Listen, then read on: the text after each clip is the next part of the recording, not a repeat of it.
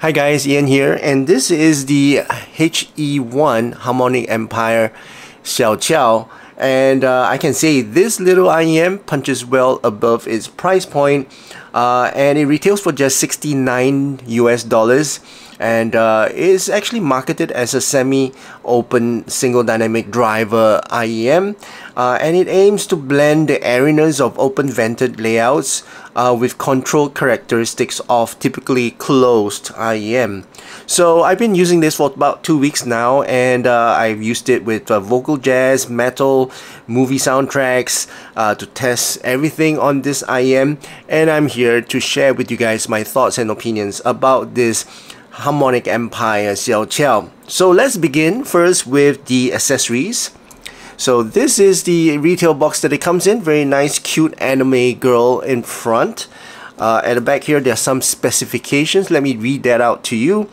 So the sensitivity is 111, impedance is 20 ohms, frequency range is 20 to 20,000 hertz, and that's it. So it's a single dynamic driver IEM with a graphene diaphragm. Now inside the box, you'll find a lot of cute stuff. I would say let's put the cute stuff away first, with all the cute anime stickers, both in English and Mandarin, and then you get this keychain with this with the cute anime girl. She seemed to be crying, I don't know why, but yeah, that's the cute stuff. And then you get a very nice large carrying case with a felt inside, and some sort of a PU leather on the outside, but it's huge. It's huge. You can put all kinds of things in here, including your IEMs and your accessories, your ear tips, and everything else. Okay, and you get two different types of ear tips. You get the they call it the woofer ear tips. I'm not too sure, but to me they seem to be more of a silky silicone type of ear tips. Is a bit more grippier than the normal type of ear tips. So this is the stock ear tips, which is the black one. So the transparent one, I would say, is a little bit more grippier, and the inner bore is wider as well, so you get a bit more transparency, a bit more air when you're using the transparent ear tips, I would say.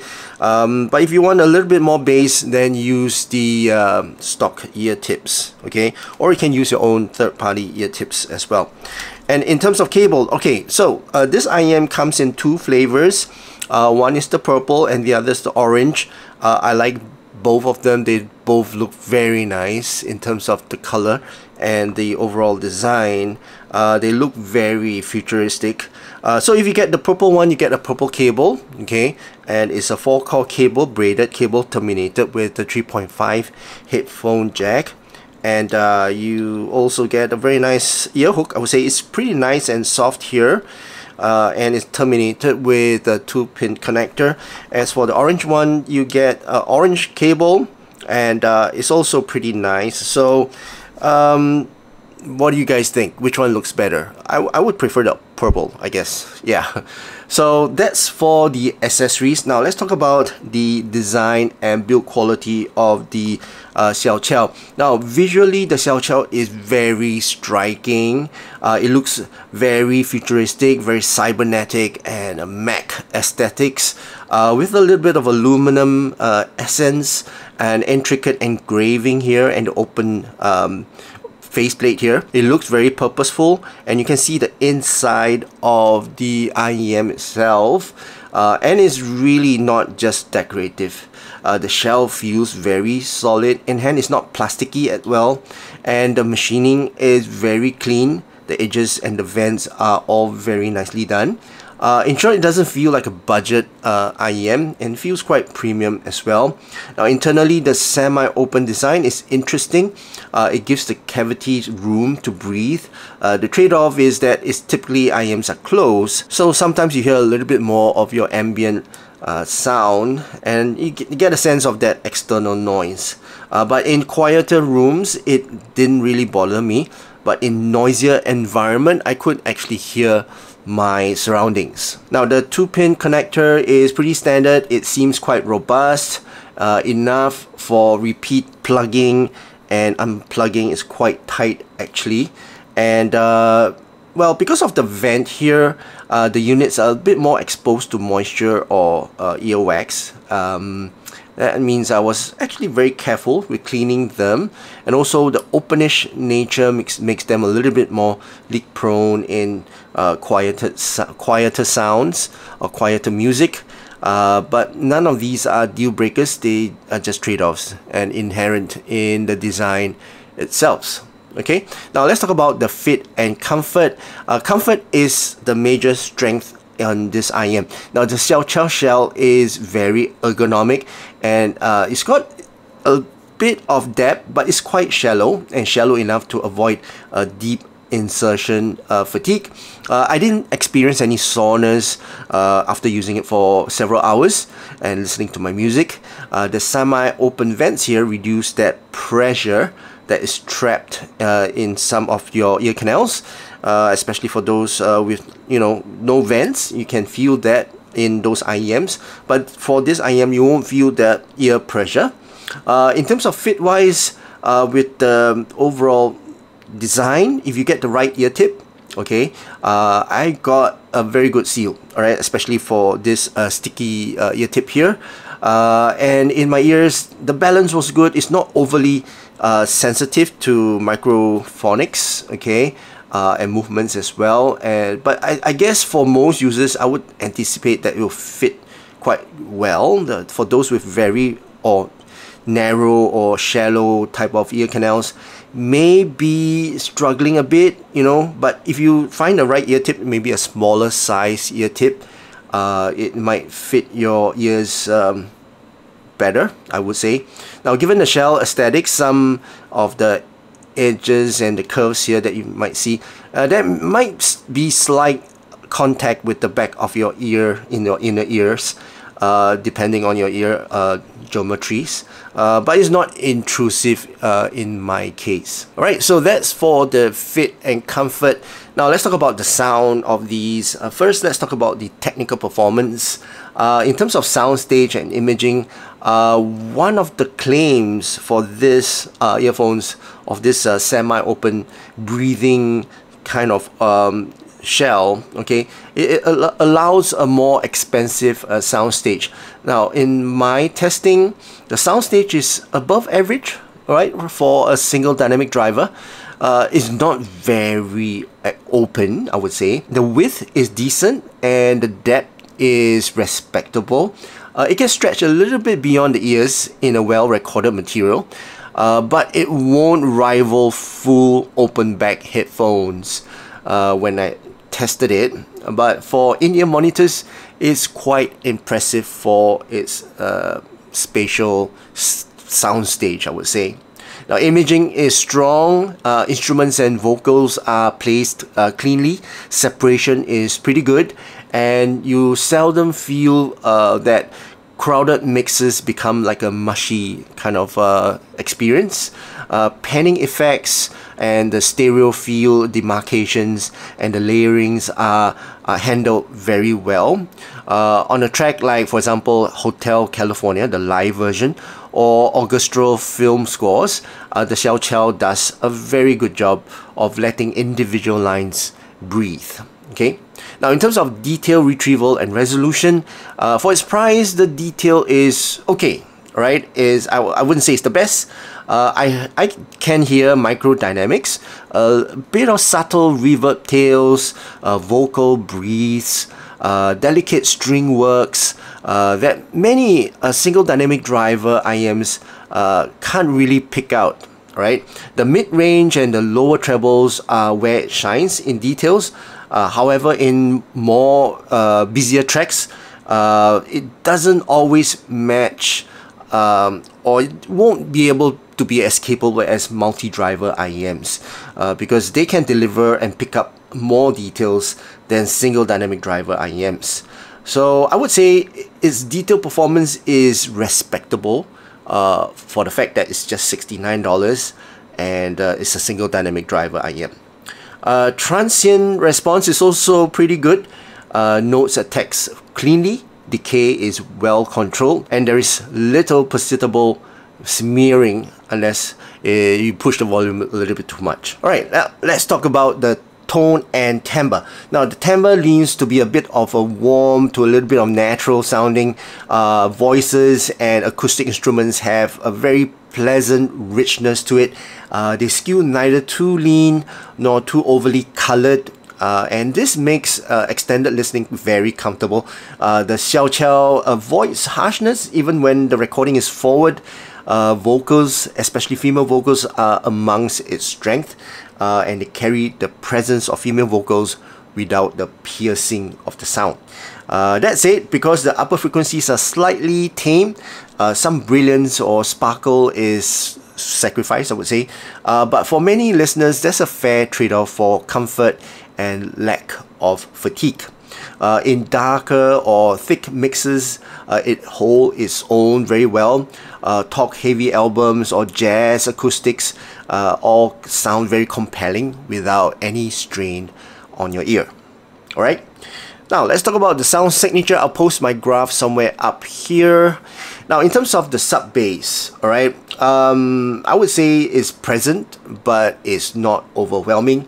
The depth is enough to impart some weight to the overall track, but it doesn't go to the level whereby it's earthquake shaking or brain rattling kind of level.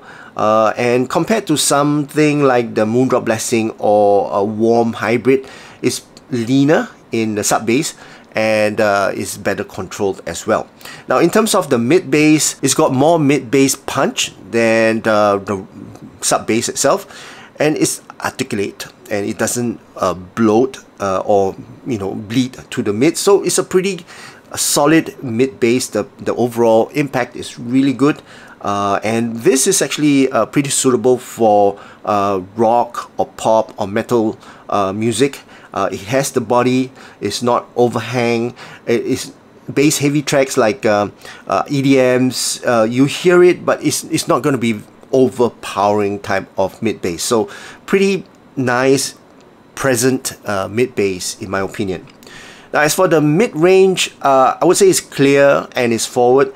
Female vocals, they shine. Male vocals, they do well as well. They've got good texture, good weight as well.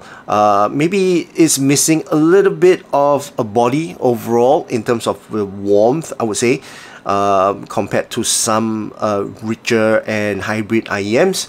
But it competes well with monitors like some of the lower tier Dunu or Moondrop single dynamic drivers in terms of the clarity and I would say the presence as well. Now in terms of pinna gain, it's slightly lifted in the upper mid range and the pinna. So this actually helps with the voice. It makes it a little bit more intelligible, a bit more exciting, a bit more energetic, and also brings out the overall brightness without the sibilance. And it doesn't give any shoutiness to the track. I would say the pinna gain is actually pretty strong in this frequency, in my opinion. And as for the treble, is moderately rolled off in extreme highs, so it's actually focusing more on smoothness than sparkle. So there's a trade-off here. So you trade off that sparkle and that brightness for that smoothness, and this in terms of like for example cymbals and hi-hats, they sound a little bit smooth in my opinion. It's a bit subdued as well, but for long listening sessions and everyday listening, this is a virtue actually. It's not fatiguing, and there's no harsh peaks or anything like that I would say is actually pretty reasonable trade-off in my opinion. So I would say in the overall signature, I would say that the Xiaoqiao is maybe a vocal mid-centric tuning with a touch of openness and moderate bass support. And it prioritizes musical coherence over a maximal extension or overt brightness, I would say. So in that respect, it reminds me of more of a smoother type of a single dynamic driver IEM. It's a bit more musical, a bit more forgiving, and more comfortable as well. Relative to its peers, I would place it ahead of many fun tuned IEMs that is, you know, they sacrifice the clarity of the bass to muddy, or, you know, this is not muddy, and it's just behind a little bit more elaborate hybrids or multi-driver IEMs in terms of extreme technicalities, but for its price point, is actually a standout in you know, its single dynamic driver category. Now let's compare this with some other IEMs. Now against many single dynamic driver IEMs below the $100 price point, Xiaoqiao is more balanced, I would say, and it's more articulate. The presentation is better, where some are more aggressive in terms of V-shaped tuning, and it falls short in vocal texture or mid-range coherence, but for the Xiaoqiao it's actually pretty balanced.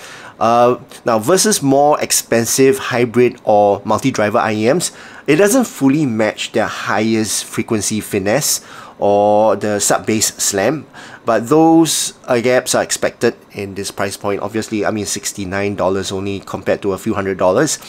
And also for those who prefer a more neutral or brighter trend, Xiaoqiao might be too polite in the treble, but for someone who wants a long-term comfort and smoothness listening session, this is actually pretty rare at this price point. Alright, so let's conclude. So now my verdict is the Harmonic Empire Xiaoqiao is amongst the best bang for the buck single dynamic driver IEM that I've used.